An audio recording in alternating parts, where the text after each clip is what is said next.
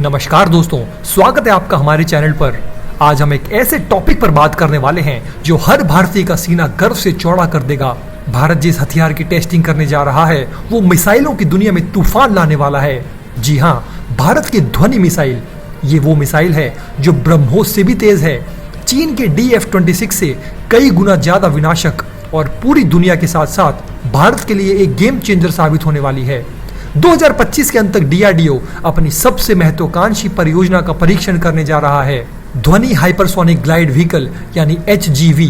ये एक ऐसी तकनीक है जो दुनिया के केवल चुनिंदा देशों के पास ही है, जिसमें अमेरिका, रूस और चीन शामिल हैं।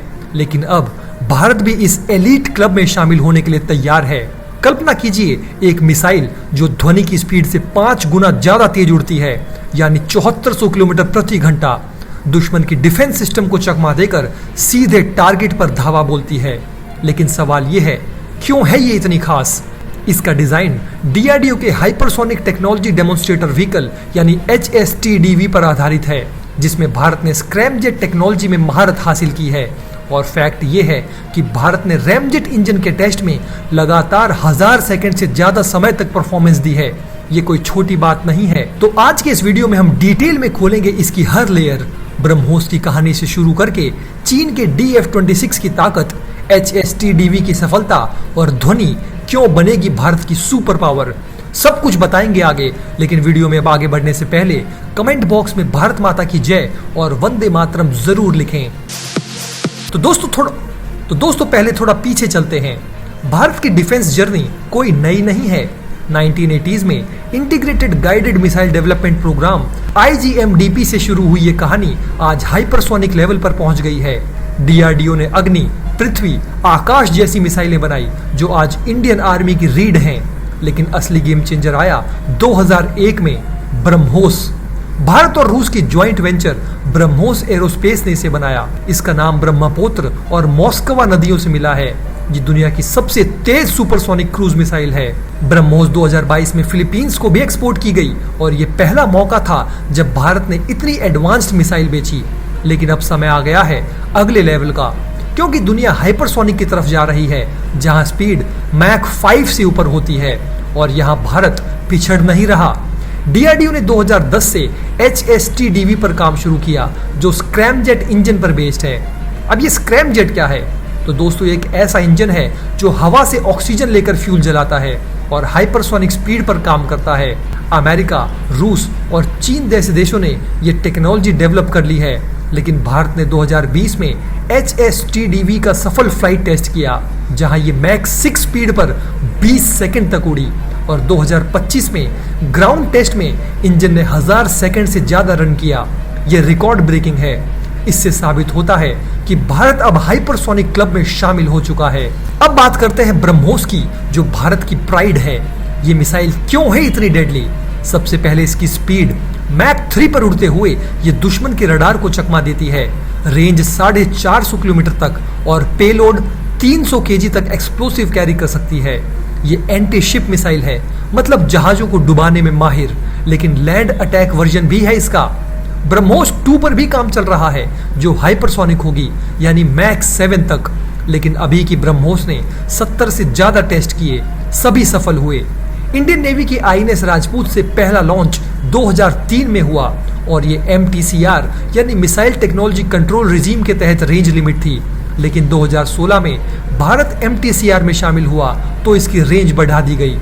ब्रह्मोस को ब्रह्मास्त्र कहा जाता है क्योंकि ये इतनी तेज है कि दुश्मन को रिएक्ट करने का टाइम ही नहीं मिलता। चीन की नजरें भी इस पर है क्योंकि साउथ चाइना सी में ये गेम चेंजर साबित हो रही है। लेकिन अब सवाल चीन के DF-26 का, क्या ब्रह्मोस इससे बेहतर है? चलिए कंपेयर करते हैं। तो दोस्तों, चीन की People's Liberation Army Rocket Force दुनिया की सबसे बड़ी मिसाइल फोर्स है। इसमें 2000 से 3000 बैलिस्टिक मिसाइल्स हैं। इनमें DF-26 एक स्टार है। इसका नाम है डोंगफेंग 26 यानी ईस्ट विंड 26। ये इंटरमीडिएट रेंज बैलिस्टिक मिसाइल है।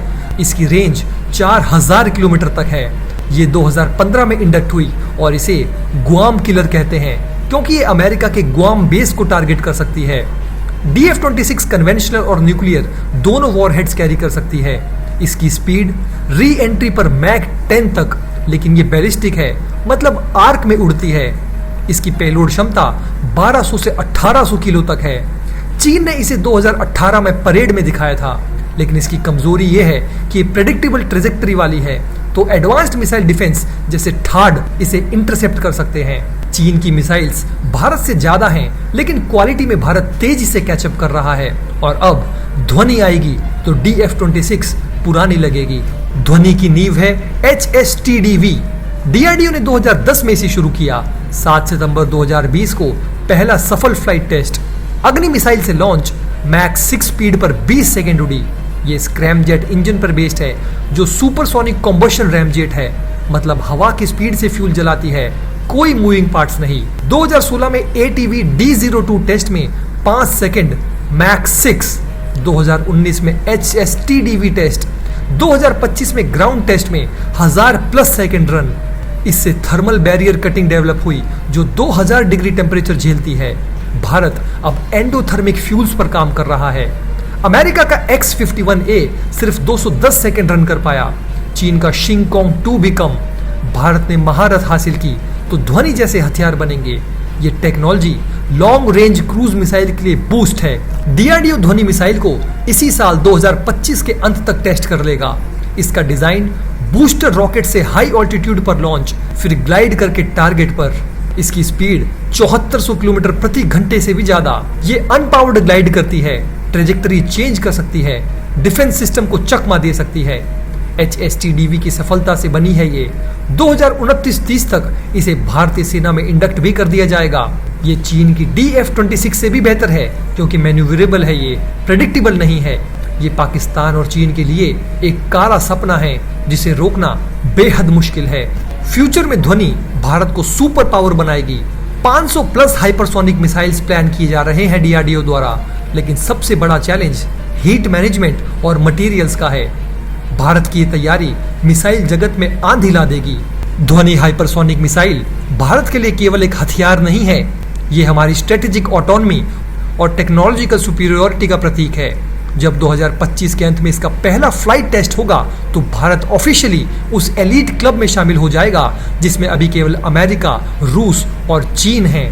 DRDO के साइंटिस्ट का कहना है कि 1000 सेकेंड का स्क्रैमजेट टेस्ट हमारी हाइपरसोनिक टेक्नोलॉजी की मैच्योरिटी को दर्शाता है। अब सिर्फ फाइनल टेस्ट का इंतजार है, जो भारत को हाइपरसोनिक वेपन्स के मामले में सेल्फ रिलायंट बनाएगा। आत्मनिर्भर भारत का ये सपना अब हकीकत बनने वाला है। जय हिंद। दोस्तों, अगर आप हमारे काम को पसंद करते हैं और हमारी खबरें आपको पसंद आती है, तो हमारे इस चैनल को सब्सक्राइब किए बिना बिल्कुल भी मत जाइएगा। हमारे इस उभरते हुए चैनल को सपोर्ट कीजिए, और आपका एक एक सब्सक्राइब हमारे लिए बहुत मायने रखता है।